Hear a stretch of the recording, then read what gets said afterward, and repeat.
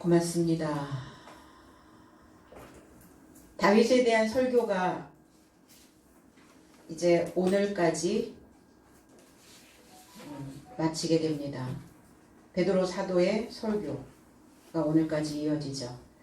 아버지 곁에 서라. 우리는 신약에 하나님 아버지 하나님. 근데 구약에는 하나님 아버지라는 단어가 없어요. 아버지 하나님, 하나님 아버지 이런 단어는 없죠. 여호와라는 단어가 있고 그냥 아버지라는 단어는 있어요. 신약으로 넘어가면 이제 하나님 아버지라는 이 단어들이 아버지 하나님이라는 단어들이 계속 이렇게 이어져서 나옵니다. 아버지가 도대체 무엇인가? 아버지는 무엇을 원하고 계실까? 아버지 곁에 서 있는다는 것은 과연 어떻게 되어 있어야 아버지 곁에 서 있을 수 있는가? 오늘 이 시간 저와 여러분들이 함께 조명하는 시간이 되길 원합니다. 33절로 34절 해석 성경 읽습니다. 그런즉 하나님의 오른편에 높아졌으니 그가 성령의 연통을 아버지 곁에서 취하여 지금 너의 삶이 보고 듣는 이것을 쏟아부으셨다. 그런즉 다윗은 하늘에 이르고자 올라가지 못하였으나 그는 말한다. 주께서 나의 주에게 말씀하셨다. 오른편, 오른손 이런 단어들이 이제 많이 나오죠. 하나님이 오른손, 손이 아니라 오른편, 다른 편, 우리가 옳게 가는, 바르게 가고 있는 이 하나님의 옳은 삶에서 높이신다고요. 그럼 어떻게 높아지는 것인가? 개역성경에는 예수를 높이심에 이랬는데 예수라는 단어는 없어요. 그냥 높이다라는 단어만 있습니다. 높이다, 히프소라는 단어, 높임. 어떻게 높이시냐? 옳은 삶으로 높이신다는 거예요. 옳게 가야 존경받을 수 있고 높아질 수 있어요. 높아진다는 것은 스스로 높아지는 게 아니에요. 많은 사람들이 타인이 저 사람 존경받을 만해, 저 사람 높여질 만해 라고 공인된 삶이 있어야 된다는 겁니다. 그래서 높이셨다. 베드로전서 5장 6절에는 그러므로 하나님의 능하신 손 아래서 겸손하라. 때가 되면 너희를 높이시리라. 이런 문장들이 조금 애매모호하죠. 때가 되면, 그러면 그 때가 언젠지를 알아야 될 거 아니에요. 그럼 막연하게 신앙생활을 쭉 하다 보면 때가 되면 언젠가 나를 높여주시겠지. 그럼 신앙 안에서 높아진다는 것은 과연 무엇을 이야기하고 있는 것일까? 우리가 신앙생활을 하는 의미는, 우리가 신앙생활을 하는 이유는 높아지기 위함입니다. 그래서 하나님이 그리스도 예수를 보내셔서 낮아있는 인생들을 높여주시는 거예요. 무엇이 높아져야 되는가? 의식이. 우리가 가지고 있는 의식들이 고양되어져야 되죠. 내가 가지고 있는 생각이, 마음 바탕이 높아져야 된다는 겁니다. 교만이 아니에요. 높아져야 전체를 볼 수 있어요. 그럼 높아지면 뭐 하는 것인가? 어깨 힘들어가는 그 인생을 이야기하는 것인가? 그렇지 않죠. 높아지면 볼 수 있다는 겁니다. 무엇을 보는가? 우선은 하나님을 볼 것이고 하나님을 보고 있는 그 자는 자기 자신을 보게 될 거라는 겁니다. 보아야 되기 때문에 높아져야 된다는 거예요. 낮은 지역에 있으면 볼 수가 없어요. 안 보여요. 아무리 세상이 돌아가는 이치를, 그리고 하늘이 어떻게 움직이고 있는가를, 그리고 나의 삶의 상태가 어떤지를 볼래야 볼 수가 없게 되어진다는 것입니다. 오늘 높이신다. 어떻게 높이시냐? 하나님의 강하신 손 아래서 겸손하라가 아니라 낮아져라. 그럼 높이신다면서 왜 낮아지라고 하시는가? 하나님의 손 아래서, 하나님의 능력 아래서, 하나님의 법 아래서는 우린 낮아져야죠. 왜? 내려받아야 되니까. 하나님의 능력을, 하나님의 법을 내려받을 때는 낮아져야죠, 당연히. 그럼 낮아져야 높아질 수 있다는 것을 말씀하고 있습니다. 그가 때 안에서 너의 삶을 높이려 합니다. 하나님의 능하신, 하나님의 힘 있는, 하나님의 강력한, 그리고 강력한 삶이 되어져야 그래야 낮아질 수 있어요. 내가 힘을 잃어버리면 낮아질 수가 없어요. 낮아지지 못하면 못 먹는다는 겁니다. 낮아지지 않으면 끼니를 거르게 된다는 거예요. 그래서 음식을 받아 먹으려면 아래에서 입을 벌리고 위에서 내려오는 것을 받아 먹게 되죠. 그 모습을, 그 그림을 연상하시면 될 것 같습니다. 제비새끼들이 입을 벌리고 어미새가 물어다 주는 것을 낮은 자세에서 받아먹는 그 모습이어야 된다는 것이에요. 그리고 강력하게 되어지고 능력 있게 되어지고 힘 있게 되어지려면 무엇을 해야 되느냐? 붙잡아야 된다는 것입니다. 무엇을 붙잡아야 되는가? 하나님의 법을, 하나님의 힘을, 하나님의 말씀을, 하나님을 붙잡아야 된다는 것입니다. 그래서 힘은 어디에서 나오는가? 손에서 나오죠. 그래서 붙잡을 수 있는, 힘이 없는 사람을 뭐라고 표현해요? 숟가락 들을 힘도 없어. 이렇게 표현하죠. 숟가락 들을 힘도 없어. 힘이 빠지면 다 손에서부터 힘이 쫙 빠져버리는 거예요. 아무것도 할 수 없는, 어떤 일도 할 수 없는 그런 무기력 상태로 빠져버리게 되는 것이죠. 그래서 붙잡는 힘이 있어야 세력이 만들어져요. 강력해질 수 있습니다. 누가복음 2장 40절에 아기가 자라며 강하여지고 지혜가 충족하며 하나님의 은혜가 그 위에 있더라 그랬어요. 아기가 자라며 그리스도 예수가 탄생되셨을 때 그리스도 예수의 탄생하고 성장하는 과정을 누가는 이렇게 기록해 놓았거든요. 자, 해석을 하면 그리하여 푸뉴가가 자라며 영으로 강하여지고, 그냥 자라며, 아기가 자라며 강하여지고 이러는데 원어 성경에는 푸뉴마라고 하는 영이라는 단어가 들어가 있어요. 근데 한글 성경에는 푸뉴마라고 하는 영이라는 단어가 전혀 해석이 되어지지 않았죠. 그럼 뭘로 강해지는가? 영으로. 우리의 정신력으로. 생각할 수 있는 힘이 만들어져야 된다는 것입니다. 영으로 강하여지며 지혜가 채워지고 하나님의 은혜가 그를 연결하여 있더라. 이제 하나님의 은혜가 그 위에 있더라 그러니까 우리는 뭐 클라우드처럼 구름처럼 자꾸 하나님이 이렇게 구름처럼 그 위에 떠서 둥실둥실 떠서 이렇게 자꾸 쫓아다닌다고 생각을 하는 것이죠. 그게 아니라 연결되어져 있다고요. 그럼 연결되어져 있으면 붙잡아야죠. 붙잡아야 연결인 거죠. 내가 그 손을 놓아버리면 연결은 끊어지게 된다는 것입니다. 그래서 하나님의 영으로 강하게 되어져서 하나님의 영을 붙잡아야 되는데 하나님의 영은 뭐냐? 살리는 말씀이죠. 내 안에 살아있는, 내 안에서 꿈틀거리고 있는 내 본바탕이 올라올 때 우리는 무엇을 또 붙잡아야 되느냐? 내 본바탕을 붙잡는 자는 늘 본성적 삶을 살아갈 수밖에 없겠죠. 그러나 하나님의 영을, 살아있는 말씀을, 나를 살릴 수 있는 그 메시지를 붙잡으면 우리는 강하여지게 된다는 겁니다. 그래서 낮아져라, 겸손하여져라. 우리는 이제 겸손이라는 단어, 또 겸량이라는 단어를 많이 쓰게 되죠. 겸손할 겸자에 사양할 양자예요. 겸량할 수 있어야 되는 거죠. 우리 가끔 칭찬 세례를 들을 때가 있죠. 아, 당신 너무 위대한 일을 했습니다.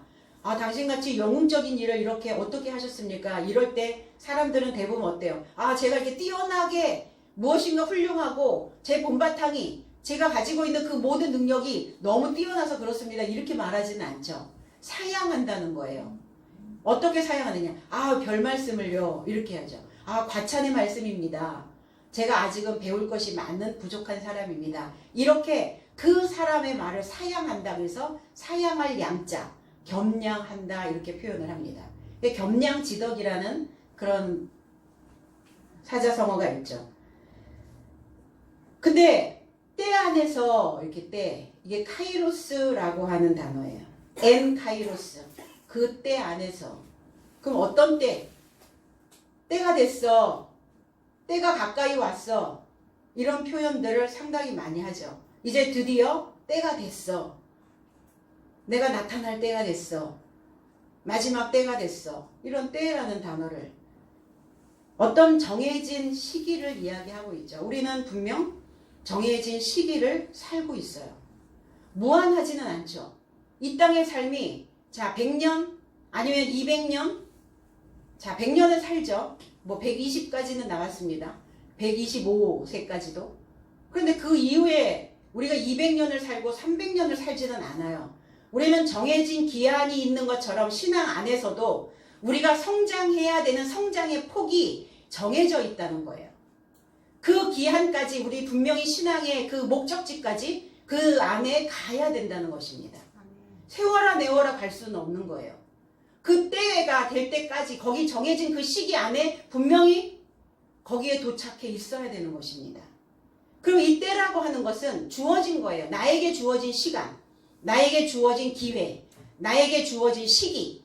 그러니까 주어진 시기들이 다 다를 수 있겠죠. 어떤 사람은 지금 출발해서 가는 사람이 있고, 어떤 사람은 중간에 온 사람이 있고, 어떤 사람은 이제 마지막 한정 거장만 남겨놓고 있는 사람들이 있단 말이에요. 우리는 한 날서부터 일곱째 날이라고 하는 정해진 시기를 신앙 안에서 가고 있습니다. 그때 안에서 하나님이 우리에게 주신 그 일곱째 날 안에서 그 일곱째 날이 우리에게 주어진 때라는 거예요. 그러면 그때에 분명히 너희들이 그 일곱 날이 되었다면, 너희들이 사도가 되어졌다면, 하나님의 그 말씀으로 결실되어졌다면, 이제 무엇인가 할 수 있는 너희 안에서 먹어야 될 것과 먹지 않아야 될 것들을 잘 분리해낼 수 있다면, 분리해서 먹을 수 있는 사도가 되어져 있다면 그때 안에서 너희들을 높여줄 것이다. 높아지면 어디로 가겠어요? 하늘이 되는 것이죠. 하늘이 된다는 것은 무엇입니까? 하늘이 된다는 것은 하나님과 내가 동행한다는 거예요. 하나님과 내가 하나 되어진다는 겁니다. 하나님과 내가 단일 민족이 되는 거예요. 단일 민족. 그러니까 거북하지가 않죠. 어색하지가 않아요. 겉돌지 않습니다. 이제 그 안으로 쑥 들어오고 하나님도 나와 하나 되어지는. 그래서 그 세포와 세포가 누구 것인지 분별할 수 없을 만큼 딱 맞아 떨어지는 거예요. 때가 가까웠다. 그래서 우리가 일곱 날의 그 때 안에 들어가게 되려면 이 과정 중에서 분명히 우리에게 해야 될 그 몫들을 감당해야 됩니다. 그럼 우리가 해야 되는 일은 뭘까요? 난 가만히 있는다고 하여서 자동적으로 밀려서 그 때 안에 들어가는 건 아닙니다. 첫 장막을 무너뜨리셔야 돼요. 첫 아담에게서부터 받은 첫 장막이 무너져야, 그래야 우리는 그 때 안에 들어갈 수가 있어요. 무너지지 않으면 어때요? 멈추는 거죠. 그래서 늘 첫 아담적인 본성적 속성들을 늘 꺼냈다 넣었다 이렇게 되게 되는 것이죠. 첫 장막이 무너진다는 것은 뭐냐? 벗겨내는 겁니다. 벗겨내는 거예요. 벗겨내고 또 시간이 지나면 또 한꺼풀 벗겨내고 박피를 해야 되는 거죠. 그 상태로 그냥 그렇게 내가 움직였다가는 어떤 것도 내 기회에, 내 시간에 내게 주어져 있는 어떤 것들을 감당할 수가 없게 되는 것입니다. 그래서 개혁이라고 하는 단어, 혁신이라고 하는 단어. 하나님은 아담과 하와가 에덴에서 쫓겨날 때 가죽 옷을 지어 입혀 주셨어요. 그리고 그 옷은 벗어버려야 되는 옷이에요. 그럼 옷을 바꿔 입으면 계급이 달라지죠. 그리고 신분이 달라집니다. 개혁이라고 하는 것이 뭘까요, 과연? 뭘 개혁하라는 말입니까? 개혁이라는 단어를 참 많이 씁니다.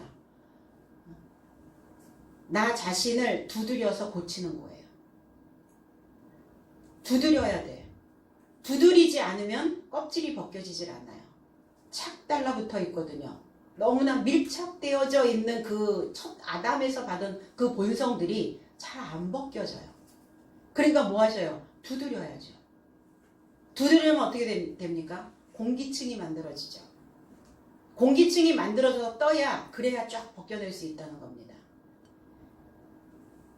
그 가죽을 자기가 입었던 그 가죽을 두드려서 고치는 거예요. 이걸 개혁이다 이렇게 얘기합니다. 창세기 3장 21절에 여호와 하나님이 아담과 그 아내를 위하여 가죽옷을 지어 입히시니라 그랬어요. 여호와 실체를 소망하는 하나님이 그 아담 배우고 본받아 그 지성소에 물이 되어져야 되는 그 아담과 그 아내에게 아담을 위하여 아내에게 옷을 지어 입히신 거예요. 아담을 위하여. 아내는 현존하기를 소망하다 이런 의미를 가지고 있어요. 그래서 가죽이라고 하는 이 오르라고 하는 단어는 그냥 벗다라는 단어예요. 벗은 거죠. 그 가죽이 나온다는 것은 그냥 이 맨살이 나온다는 것은 겉에 덮여 있었던 것들을 다 벗겨내야 가죽이 나올 수 있잖아요. 짐승의 털을 다 벗겨내야 그 다음에 가죽이 나올 수 있는 거죠. 그러니까 벗겨내야 되는 옷이에요. 벗어야 되는 옷입니다. 그러면 이제 쫓겨났죠? 즐거움의 동산에서 쫓겨났어요. 생명의 말씀에서 우리는 멀어졌어요. 그때 안에서 우리가 높아지려면 계속 벗겨내고 가는 거예요. 한꺼풀 벗고 또 가고 또 벗겨내고 또 가고 이렇게 해서 7날 안에 들어가면 완전히 다 벗겨져서 이제 새 것이 입혀지는 겁니다. 아프죠? 벗겨내야 되니까 아프죠. 따갑죠. 쓰리죠. 이것을 신약으로 넘어가면 이거 구약에서도 이게 이제 뭐냐면 그래서 할례예요. 그래서 할례를 행하라는 거예요. 가죽 벗겨내라는 겁니다. 표피 잘라내라는 거예요.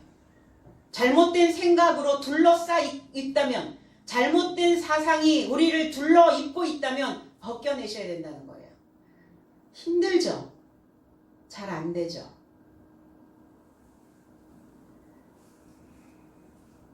그래서 항상 무엇인가 내 생각을 항상 싸죠. 그 쌓여진 그 생각대로 또 어느 시점까지는 또 우리가 진행을 하게 된다는 겁니다. 실체를 소망하신 전능자의 사역으로 아담을 위하여 그의 여자에게 벗는 것의 목표인 옷을 만들어 그의 사역을 옷 입히게 했다. 벗어야 입을 수 있어요. 그럼 벗는 사건이 뭐가 있겠죠?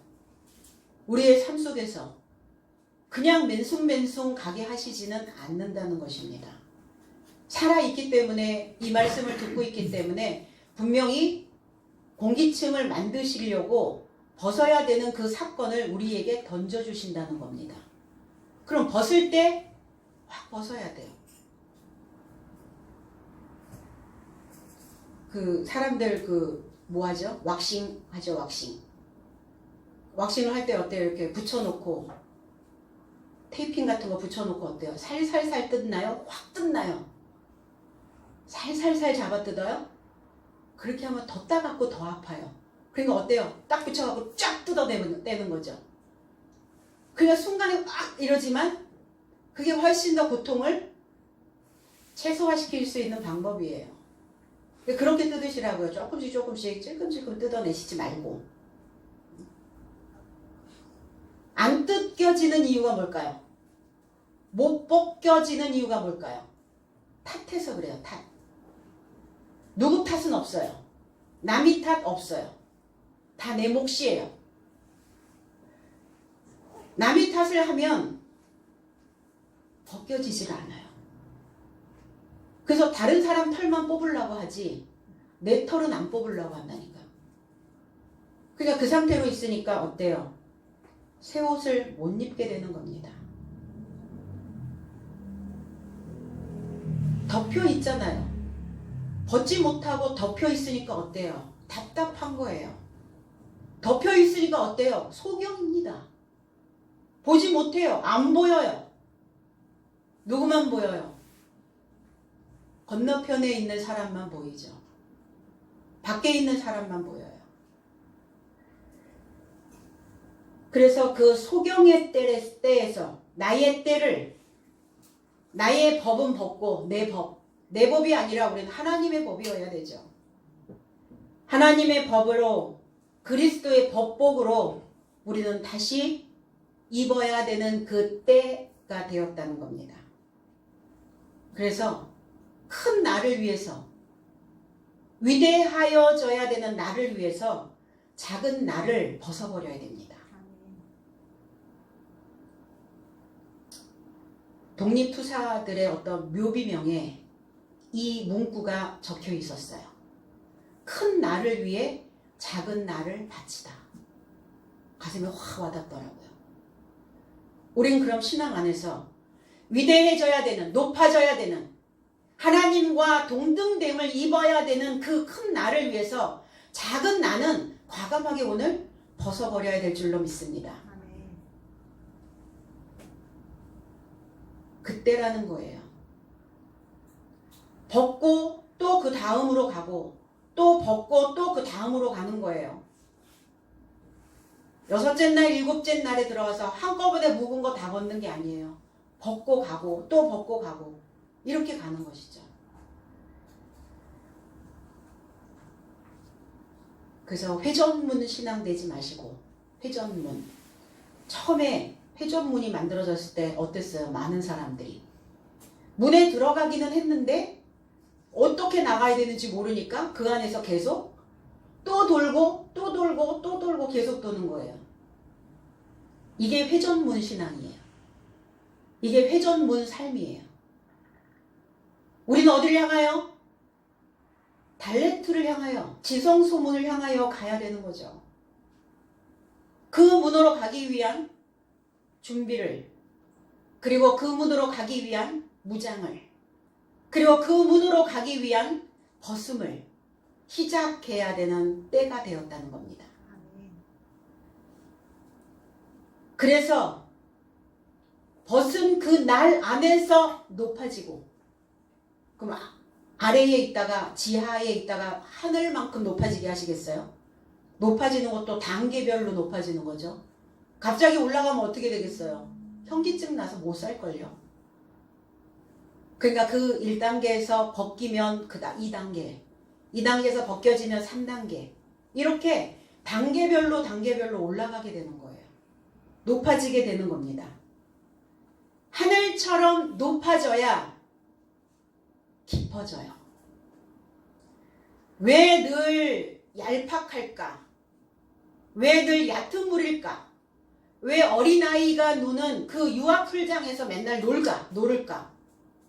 한 번도 우리의 몸에 그 물을 충분히 풍성하게 넘치도록 적셔보지 않았으니까, 발목에서 맨날 짜박짜박 놀고 있었던 그 물이니까 사고의 깊이가 만들어지지 않아요. 올라가는 만큼 깊어집니다.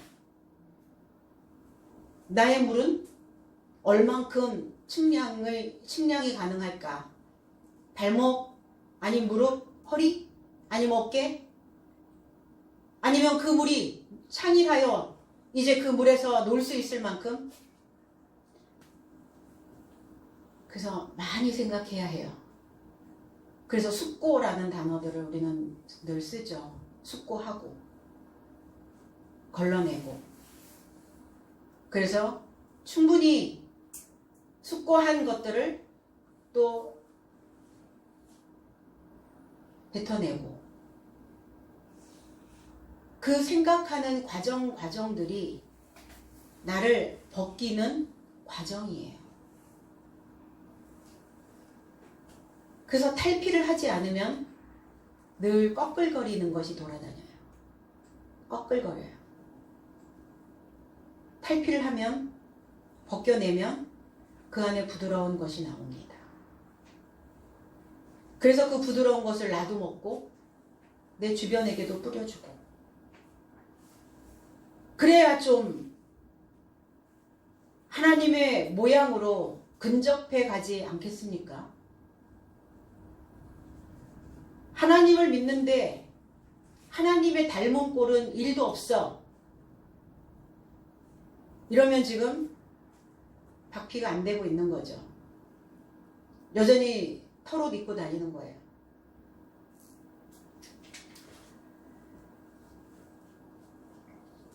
약속하신 성령. 성경의 개역 성경에는 이거를 다 약속이라는 단어로 썼어요. 약속. 하나님과 언제 만나서, 그리스도 예수와 언제 만나서, 언제 나에게 약속을 하셨나? 약속이 아니라 에판겔리아 하기오스 푸뉴마토스. 약속하신 성령을 이 아니라 연결된 소식의 거룩한 영을 아버지 곁에서 주셨다고요. 아버지와 연결하여 주셨다고요. 그럼 창세기서부터 계시록까지가 다 우리는 연결된 소식입니다. 에판겔리아예요. 연결되어져 있어야 돼. 그러면 66권의 이 메시지가 어떤 것과 연결되어져 있는가? 하늘과 연결되어져 있는 거예요. 하늘과 다 있는 거예요. 하늘의 메시지예요. 하나님의 메시지입니다. 그럼 하나님의 메시지를 들은 우리는 하나님처럼 되어지는 겁니다. 하나님의 모양이 나와야 해요. 그래서 달고나를 해보셨죠? 별 모양을 찍으면 별 모양이 나오고, 네모를 찍으면 네모 모양이 나오고, 반달 모양을 찍으면 반달이 나와야 해요. 그럼 우리 하나님을 믿는 우리가 하나님의 모양을 만들어서 하나님의 모양으로 나와줘야 하나님처럼 우리의 수준이 높아질 수 있게 되는 겁니다.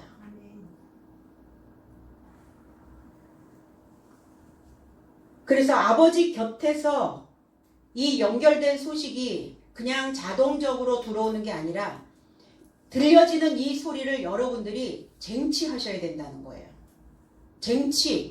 쟁취는 뭐예요? 전쟁이라는 겁니다. 이 연결된 소식을 거룩한 영의 하나님의 성령에 연결된 소식을 나와 붙잡을 수 있느냐, 내가 붙잡을 수 있느냐 없느냐는 전쟁이라는 거예요. 전쟁을 통해서 이겨야 이 연결된 소식과 내가 하나 되어질 수 있어요. 그래서 난 거룩해지는 거예요. 난 깨끗해지는 겁니다. 한꺼풀 벗는 거예요. 벗겨내니까 어때요? 겉에 이렇게 얇은 막으로 있던 것들을 한꺼풀 싹 벗겨놓으니까 그 안에 새 것이, 새로움이 또 드러나잖아요. 그러니까 그런 새로움을 내 안에서 자꾸 발견하고 가셔야 된다는 겁니다. 벗겨내지 않는데 내 안에 새로움이 발견될 리가 없죠. 그러니까 맨날 그 상태라. 그 지루하잖아요.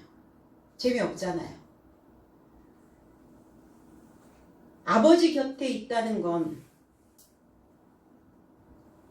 신앙생활을 하고 있는 자들, 그럼 신앙생활을 하고 있는 모든 사람들이 다 아버지 곁에 있다는 건가? 우리는 아버지, 이러면 아버지가 도대체 뭘까? 아버지. 뭐 어디에 대가, 그 길을 가고 있는 독보적인 존재. 우리는 그런 사람을 아버지라는 이름을 많이 붙여요. 철학의 아버지, 뭐 소크라테스, 음악의 아버지, 뭐 바흐, 뭐 이렇게 우리는 표현들을 하죠. 무엇의 아버지다, 아버지 이런 단어. 그럼 어떠한 일을 하고 있는데 그 일에 혼자, 이게 독이라고 하는 단어, 독보적이라는 것은 홀로 독자예요. 보라고 하는 것은 걸을 보자고, 적이라고 하는 단어는 관역적이에요. 그러니까 그 길을 홀로 걸어가는 거예요. 무엇할 때까지, 그 관역에 꽂힐 때까지. 이게 독보적이다 그래요. 그럼 우리는 신앙생활을 하는 게 어때요? 일반적입니까? 독보적입니까? 독보적이어야 된다는 거예요. 홀로 가는 길이에요. 혼자 차서 나 자신과의 그 전투에서 말씀과 씨름하고 그래서 또 벗겨내고 이 벗겨내는 과정들이 뭐예요? 이 전쟁이라는 거예요. 홀로 걸어가면서 남이 따를 수 없을 만큼 그 삶을 꾸준히 끊임없이 걸어가는 자를 독보적이다 이렇게 얘기해요. 그 사람 그 곳에 뭐 독보적 존재야 이런 표현들 많이 하죠. 그럼 적어도 우리가 하나님을 믿는 하나님의 백성이라면 하나님을 믿는 그 사람이 그 신앙이 그 사람 신앙에는 독보적이야 이래야죠. 이런 소린 들어야죠. 믿는지 안 믿는지 다니는지 안 다니는지 알 길이 없어. 그럼 독보적 신앙생활이 아니죠. 그러면 독보적인 존재이신 아버지 곁에 머물 수 없다는 겁니다. 아버지는 독보적인 존재인데 진리 안에서 독보적인 존재로 그 위치를 분명히 우리는 만들어내야 되는 것입니다. 홀로 뛰어난 믿음이 있는가? 나 스스로 만들어 놓은 하나님과 함께 되어지는 그 믿음. 우리는 독보적 존재인 아버지를 믿으면서 왜 내 스스로 자긍심을 갖지 못하고 있는가? 자긍심이 있으세요? 우리가 이 말씀을 듣고 배우고 이 말씀 안에서 이 독보적인 메시지를 들으면서 아버지 곁에서 머물고 있다는 이것 자체가 우리에게는 자긍심으로 작용을 해야 되거든요. 그럼 자긍심이 있냐는 거예요. 그 자긍이라고 하는 것은 자기 자신을 자랑스럽게 생각하는 마음이에요. 내가 이 메시지를 통해서 나를 성장시켜내고 그리고 내 안에 불필요한 것들을 또 분리시켜내고 그리고 높아지기 위해서 말씀을 듣고 배우고 그리고 겸양하고 그래서 자신의 능력과 어떤 내가 만들어내야 되는 그 자아상에 관련되어 있는 내 안에 만들어진 내적인 힘이라는 겁니다. 그럼 이 자긍심이 없는 사람들은 어떤가?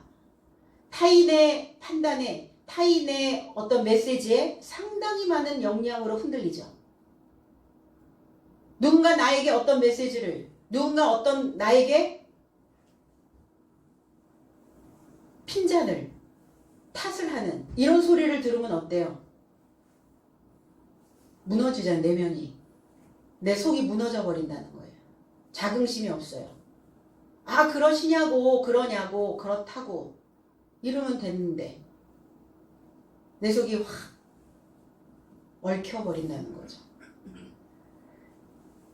근데 이 자긍심은 내 모습이 긍정적일 때 만들어지는 거예요.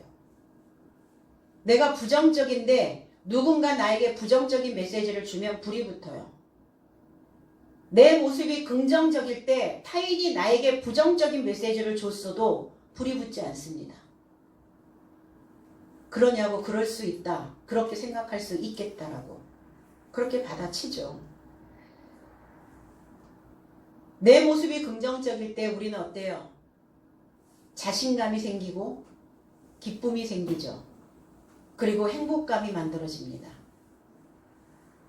뛸 듯이 기뻤어. 이렇게 뛸 듯이. 우리의 마음이 뛰어 올라온다는 것은 그 기쁨이 있어야 올라갈 수 있다는 거예요. 그 행복감이 있어야 올라갈 수 있다는 겁니다. 마음이 좌절되어지고 낙심되어지는데 올라갈 수가 없잖아요. 올라가지 못하면 우리 마음이 올라가지 못하면 아버지 곁에 머물 수가 없어요. 아버지는 올라가 계시니까. 그래서 이 마음으로 기쁨이 있어야 하늘에 이르를 수 있는 날개가 만들어져요. 기쁨의 날개, 감사의 날개, 행복의 날개.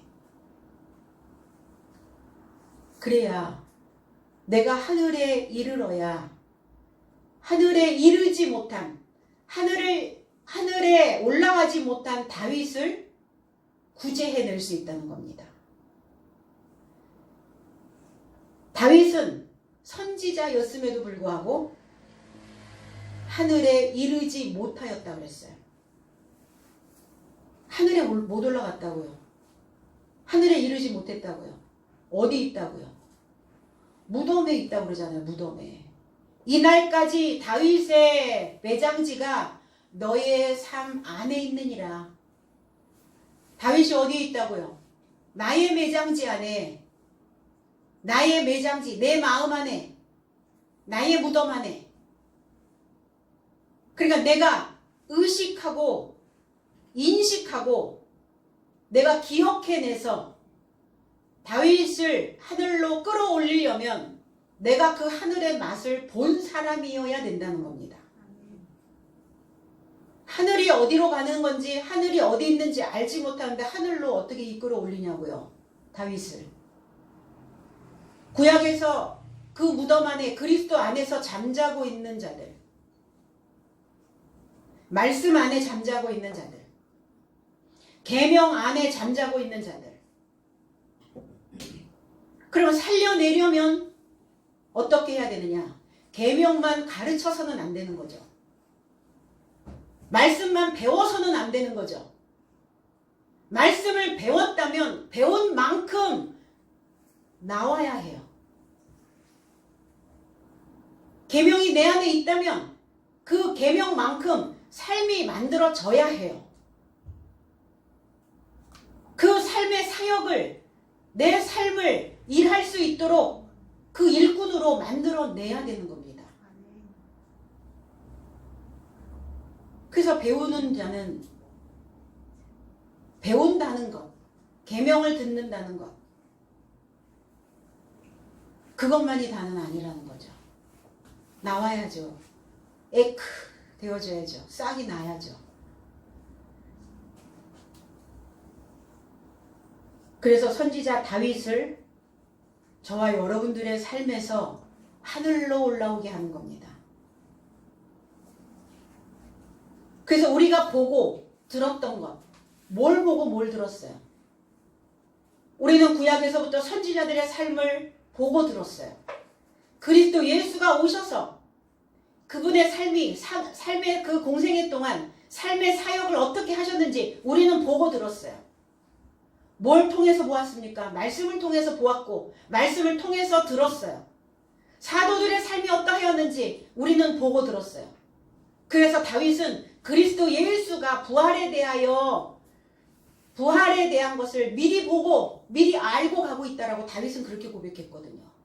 그러면 저와 여러분들도 그리스도 예수에 대하여 그 선지자들에 대하여 보고 들었던 이 모든 것들을 우리는 이미 알고 있어요. 그것들을 쏟아 부어 주신다고요. 그 쏟아 부으셨던 그 말씀으로 우리가 소성케 되어져야 돼요. 살아나는 거예요. 그래서 실행하는 겁니다. 준행하는 거예요. 보고 배웠던 것만큼, 들었던 것만큼, 아는 것만큼 만들어져서 작품화 되어져야 되는 겁니다. 그래서 내 생각에서 분출되어져야 되는 것이지 어떻게 뭐 쏟아 부어주신다고 그러니까 뭐 저기 어디 바깥에서 자꾸 쏟아 부어진다고 생각하는데 내 안에서 샘솟는 거예요. 내 안에서 하나님이 그 말씀을 통해서 분출하시는 겁니다. 그래야 내가 올라오죠. 내가 하늘이 될 수 있죠. 그래서 선지자의 그 삶은 살아 있어야 되는 겁니다. 우리가 보고 있는 이 말씀을 통해서 배우고 있는 이 선지자들은 죽은 자들이죠.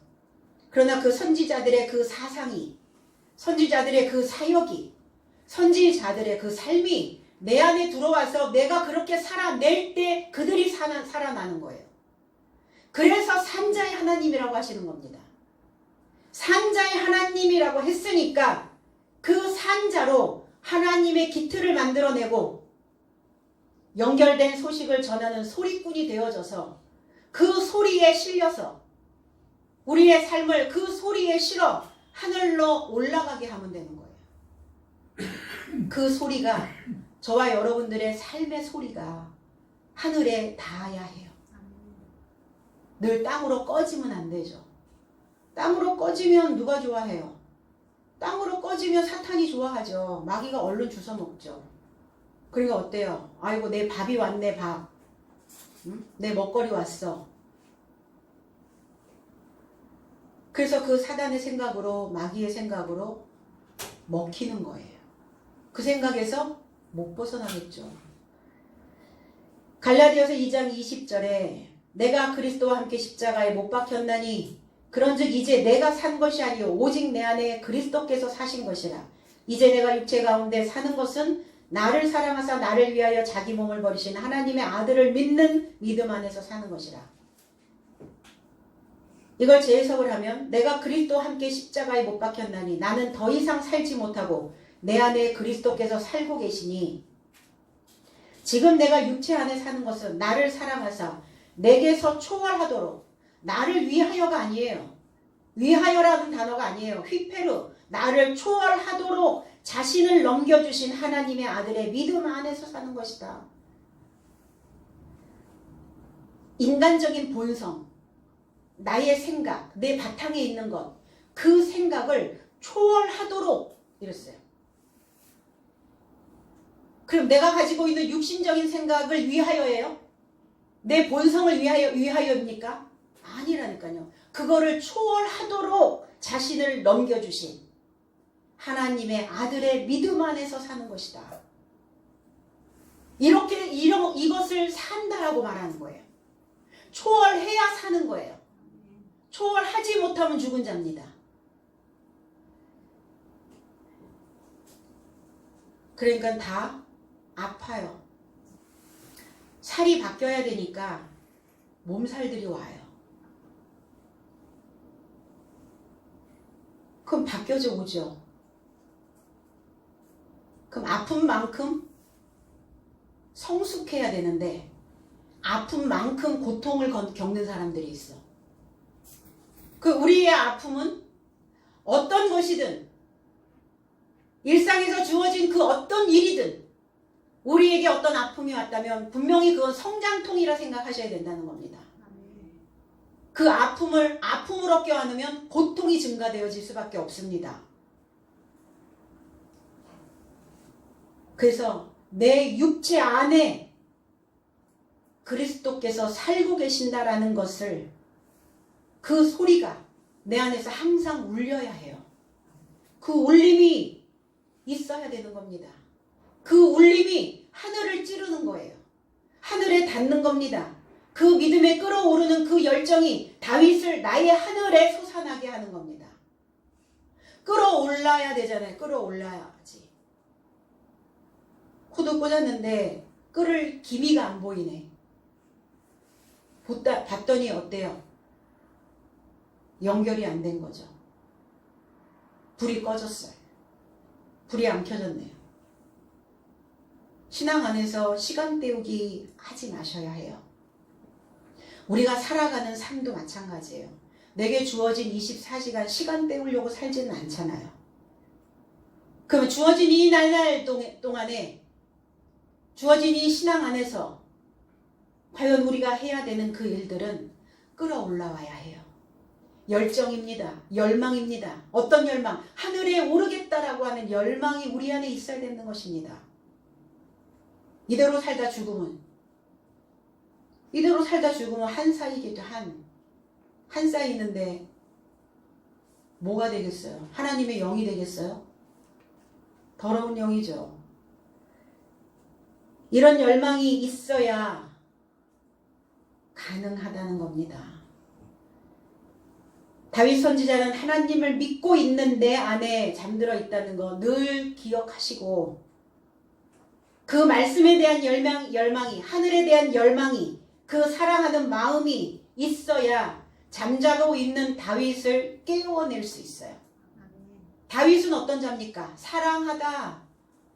그럼 사랑하려면 뭐 하셔야 돼요? 마음이 끓어야죠. 냉랭한 자가 어떻게 사랑을 하게 된단 말입니까? 냉랭한 자는 사랑을 할 수가 없어요. 결국은 내가 사랑이 많은지 많지 않은지를 보려면 타인을 바라보는 나의 관점을 보시면 돼요. 타인을 바라보는 내 관점이 사랑으로 끓고 있다면 자기 자신을 사랑하는 자고 내 안에 계신 그리스도를 사랑하는 자고, 내 안에 계신 그리스도를 사랑하지 못하고 나를 사랑하지 못하는 자는 타인을 바라볼 때 사랑하는 마음이 생기질 않아요. 끌어오르지를 않는다는 겁니다. 내 법으로는 끌어오르기는 하겠죠. 하나님의 법이 끌어야죠, 내 속에서.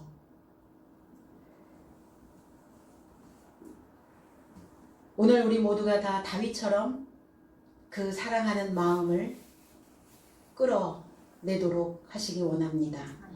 35절로 36절, 내가 너의 원수 삶을 너의 발의 발판으로 두기까지 너는 나의 우편 삶에서 나와 앉으라. 그런즉 이스라엘의 모든 집은 확실하게 알지어다. 너의 삶이 십자가에 못 박인 이 예수를 하나님은 주와 그리스도를 만드셨다 그랬어요. 이거는 시편 110편 1절에 있는 말씀을 인용하신 거예요. 35절에 있는 말씀은 여호와께서 내 주에게 말씀하시기를 내가 내 원수로 내 발등상 되게 하기까지 너는 내 우편에 앉으라 하셨도다 그랬어요. 다윗의 시죠. 여호와께서 실체를 소망하는 자께서 내 주에게, 나의 주인에게, 그래서 이게 아도니라는 단어, 아돈이라는 단어, 다스리다, 통치하다, 주인이라는 소유자라는 단어예요. 나를 다스리는 자에게 말씀하시기를, 신탁하시기를. 하나님의 말씀은 뭐예요? 신탁입니다. 신의 메시지를 부탁하는 거예요. 의탁하는 겁니다. 나는 영이니까 너의 육체를 좀 빌려서, 너의 입술을 빌려서, 너의 혀를 빌려서 하나님의 그 메시지를 내가 너한테 위탁할게. 그럼 우리는 위탁자예요. 그러면 전에 들은 대로 하나님의 마음대로, 하나님의 마음에서 주시는 대로 그것을 그대로 우리는 사람들에게 내뱉어야 된다는 겁니다.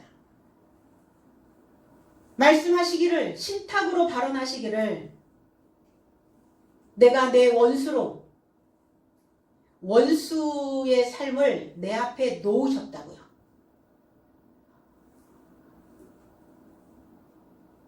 하나님이 왜 그 원수를 내 앞에 놓으셨을까? 내가 너의 원수로,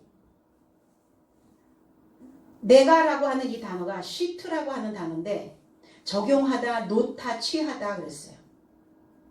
내 원수를, 너의 원수를 취하여, 너의 원수를 적용하여 이렇게 했어요. 누가 원수입니까? 미운 짓만 골라서 하는 사람을 우리는 원수라고 얘기하죠. 눈에 가시. 그래서 적이 되는 거예요. 적대감이 만들어지는 겁니다. 증오감이 막 증폭되어지는 거죠. 이걸 원수라고 얘기해요. 그 원수를 근데 취하라. 그 원수를 그 앞에 놓았다. 이렇게 말씀하세요. 저 인간 좀 치워졌으면 참 좋겠는데, 저 인간만 눈에 안 보이면 참 좋겠는데, 내 앞에 놓아주신다고요. 뭐 하시려고? 그 원수가 너야 이렇게 하시려고. 그 원수의 모습이 네 안에 있어. 저 사람이 왜 유독 싫은가? 심리학에서는 심리학자들은 그렇게 얘기를 해요. 그 사람이 유독 미운 것은 네 안에 그 똑같은 모양을 가지고 있기 때문에 그 사람이 유독 미운 거야. 너도 너를 못 보니까 네 안에, 네 앞에 그 원수된 삶을 놓아서 그 원수가 네 안에 있다라는 것을 적용시키려고.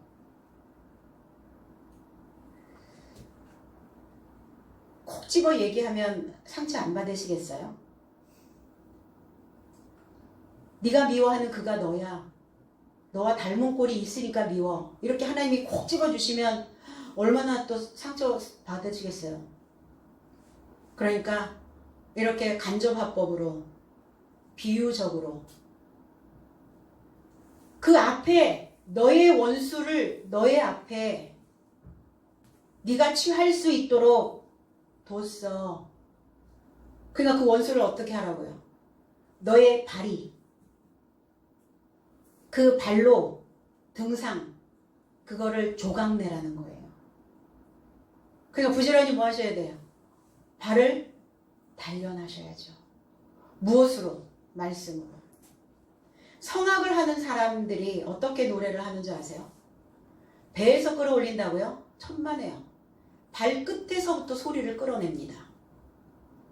발끝에서. 그래서 그 높은 옥타브의 소리를 내는 사람들, 고음을 내는 사람들은 하나같이 그렇게 표현을 해요. 배가 아니에요. 저 발끝에서 그 힘을 다 모아가지고 그 소리를 끌어냅니다. 그래서 어떨 때 발에 쥐가 난대요. 높은 음을 끌어내느라고. 그게 발을 연마하는 거예요. 소리를 끌어내셔야 되거든요. 하나님의 소리는 그냥 둥둥 떠다니는 소리가 아니에요. 박혀있단 말이에요. 그래서 그 발끝에서부터 박혀있는 그 하나님의 소리를 끌어내셔야 돼요. 그 소리가 어떤 소리입니까? 야곱의 소리예요. 그게 야곱이에요. 그 소리를 끌어내는, 그 발꿈치에서 끌어내는 그 소리를 붙잡는 자가 야곱의 후손입니다.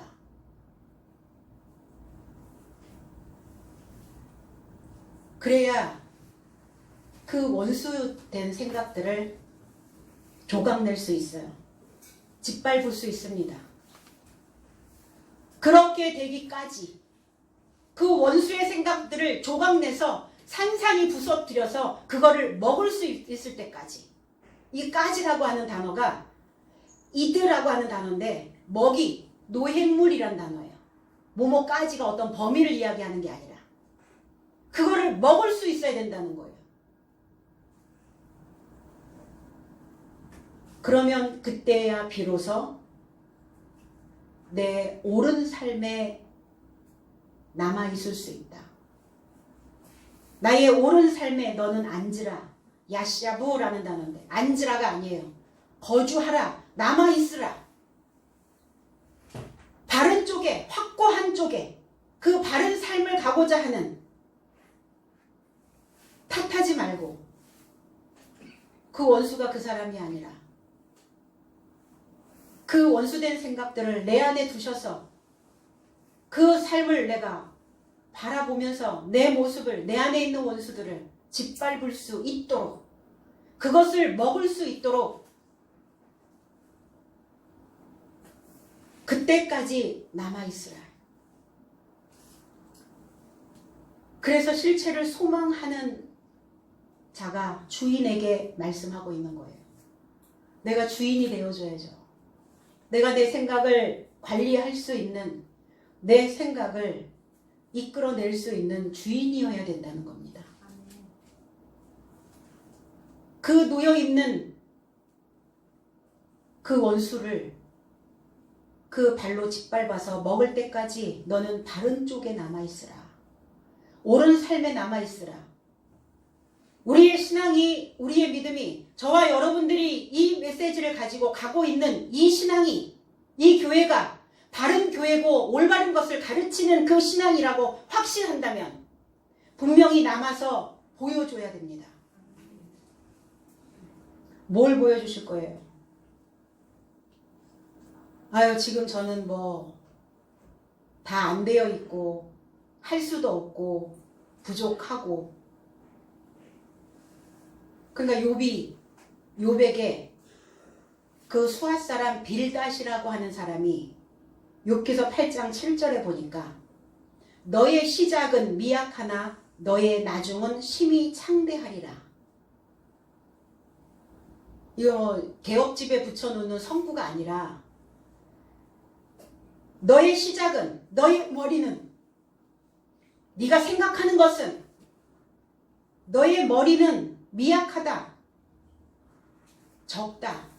숫자적으로도 적고 생각하는 것도 적고 다 적어. 미약해. 그러나 나중은, 이 나중, 아할리트라고 하는 이 단어는 끝까지 남다라는 단어예요. 끝까지 남은 자라는 단어예요. 끝까지 남은 자는 창대하리라. 싸가라고 하는 단어인데, 끝까지 남은 자는 위쪽으로 자라나다.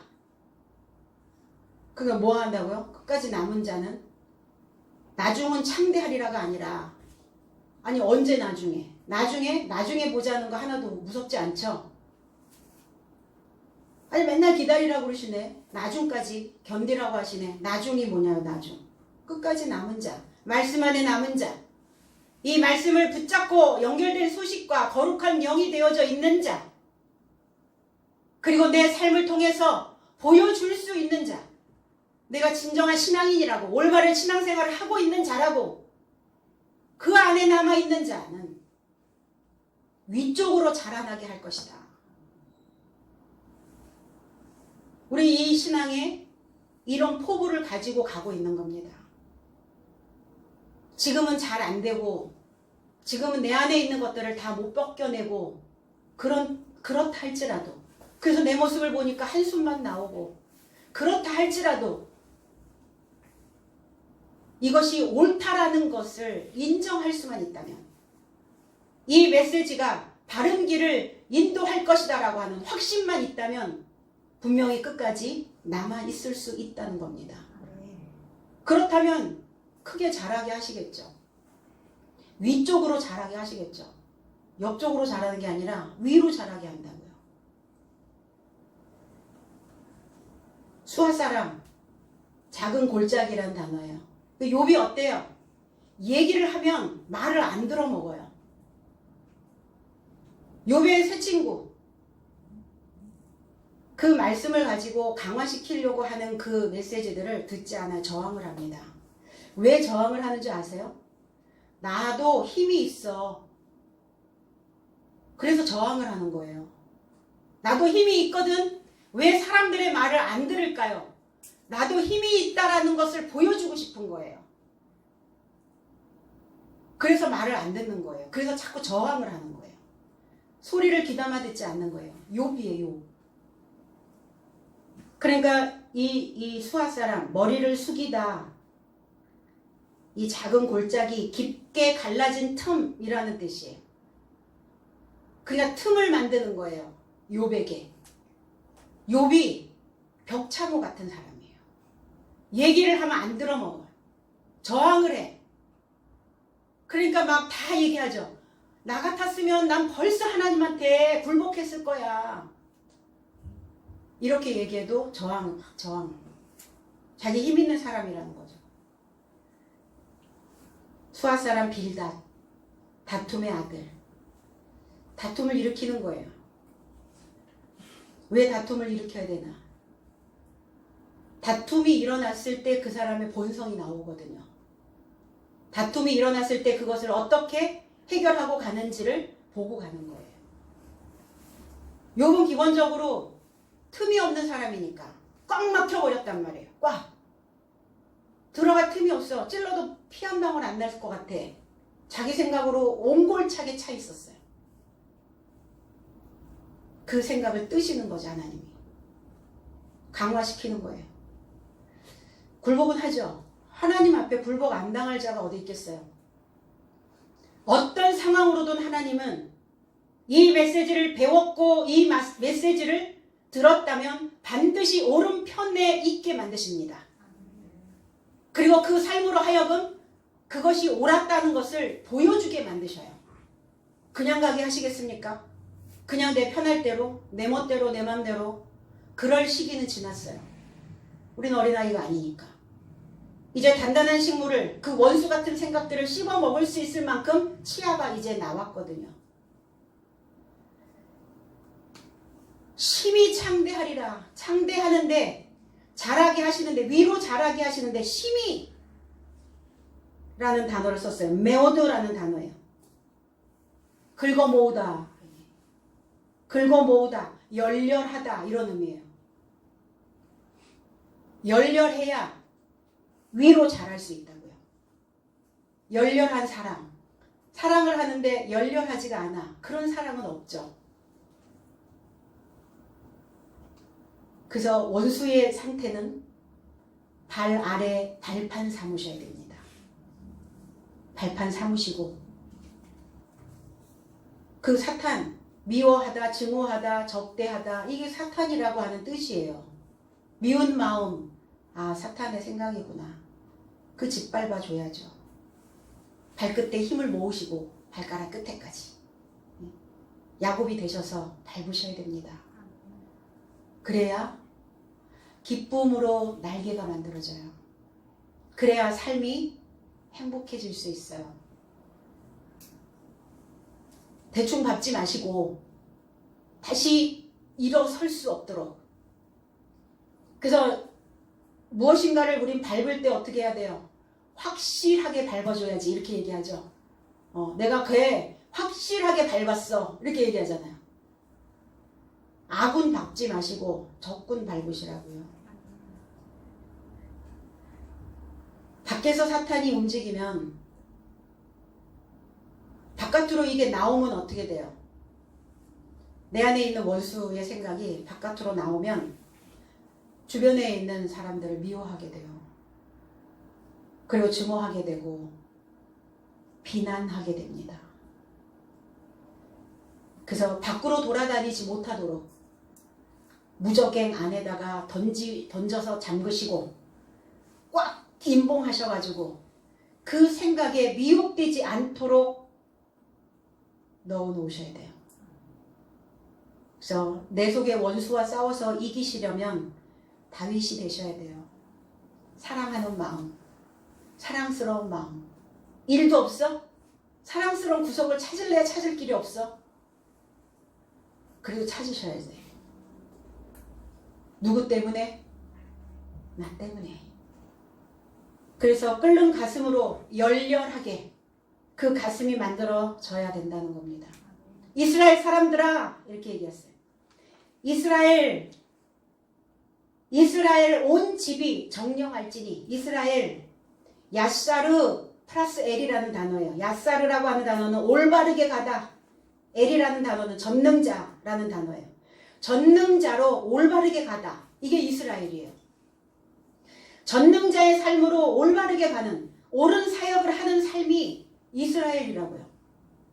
전능자로 올바르게 가는 거주자들아 들을지어다. 정령 알아야 된다. 정령. 분명하게 알아야 된다. 확실하게 알아야 된다. 성경은 확실하게 얘기하고 있어요. 누가복음 1장 4절에 이는 각하가 알고 있는 바를 더 확실하게 알게 하려 함이로다 그랬어요. 누가가 데오빌로 각하에게 확신받은 어떤 사실에 대하여 확실하게 그 과정을 지금 기술하고 있는 거예요. 데오빌로, 데오스 플러스 필로스죠. 하나님의 친구라고 하는 단어예요. 각하 그러는데 우리 예전에 각하라는 단어를 쓰다가 지금은 각하라는 단어를 쓰지 않죠. 귀하라는 단어예요. 귀하, 누구누구 귀하 이렇게 쓰죠. 우리는 확실하게 분명하게 알지어다. 분명하게 이제 말할 수 있어야 된다. 분명하게 이해해야 되고 분명하게 인식하고 있어라. 알지 못하는 것을 아는 것처럼 행동하는 사람들이 상당히 무섭습니다. 차라리 모르면 모른다라고 가르쳐 주시라고 그래야 되는데 모른다고 하면서 아는 것처럼 행동하는 게 더 무섭다는 거예요. 그래서 제가 잘 알지 못해서 그랬네요. 제가 한 수 배웠습니다. 이렇게 가야 되는 거죠. 십자가에서의 죽음. 십자가에서 죽음은 나의 주인으로 그리스도를 결실하게 하는 겁니다. 주인이 바뀌는 삶이 되어지면 그러니까 주인이 바뀌는 거예요. 십자가에서. 구약에서 신약으로. 그러면서 나를 지배하고 있었던 나를 다스리고 있었던 그 사상으로부터 그 주인으로부터 이제 해방되어지는 거예요. 그래서 주인이 바뀌면 어때요? 패턴이 달라져요. 내 패턴이 생각의 깊이가 그리고 내 주변에 있는 사람들이 보여져요. 내 얼굴도 보여집니다. 그리스도의 지식으로 그리고 우리의 안색도 달라질 수 있어요. 내 표정도 내 삶의 태도도 다 바뀌는 거예요. 이게 주인이 바뀐 자의 모습입니다. 지금 나를 지배하는 주인은 누군가? 오늘 그 주인을 바꾸시기 바랍니다. 아멘. 하나님의 아들이 주와 그리스도인 것을 믿는다면 그 철없이 행동하고 있는 나의 세상을 이길 수 있습니다. 그래야 내가 하나님의 아들로 상속자로 그 모든 삶의 주인으로 아들의 이름을 내가 쟁취하는 거예요. 저와 여러분들은 선지자 다윗의 사역에 모두 연결되어져 있습니다. 지금은 사랑해야 될 때입니다. 그것도 열렬하게. 나의 부활에 관한 것을 미리 보고 저와 여러분들이 모두가 다 이 믿음의 이 신앙의 선두주자로 그리고 독보적인 존재이신 아버지 곁에 서서 우리 모두가 다 독보적인 신앙생활을 하는 신앙인으로 그 일을 하시는 하나님의 참된 일꾼이 되시기를 주님의 이름으로 축복합니다. 기도하겠습니다. 아버지 고맙습니다. 오늘 하나님께서 우리에게 주시는 이 연결된 소식을 통해서 우리 삶이 다시 한번 신앙의 틀을, 기반을 다시 만들기를 원합니다. 하나님 독보적인 아버지 곁에서 우리 모두가 다 우리의 마음들이 회복되어질 수 있도록 주님께서 역사하여 주시고 하나님의 그 강하신 하나님께서 만들어 놓으신 그 능력이 우리의 삶 깊숙한 곳에 발끝까지 그 힘으로 입혀져서 원수를 밟을 수 있는 그 생각들로 우리의 마음들이 이루어지게 하여 주시옵소서. 어떤 것 하나 그냥 소홀히 지나치지 아니하시고 우리의 삶 속에서 일어나는 그 모든 일들을 주님께서 또 관여해 주시고 그래서 그 생각 속에서 우리의 인생들을 이끌어 주시는 그 하나님의 은혜를 늘 기억하게 하여 주시옵소서. 우리의 마음이 늘 하나님의 말씀으로 사랑하는 마음으로 끌어올릴 수 있도록 주님 도와주시고 하나님과 함께 그 옳은 삶에 앉아있는 우리의 모두가 다 하나님 높여지는 그 인생을 맛볼 수 있도록 주님께서 인도하여 주시옵소서. 감사드리며 예수 그리스도의 이름으로 기도드리옵나이다. 아멘.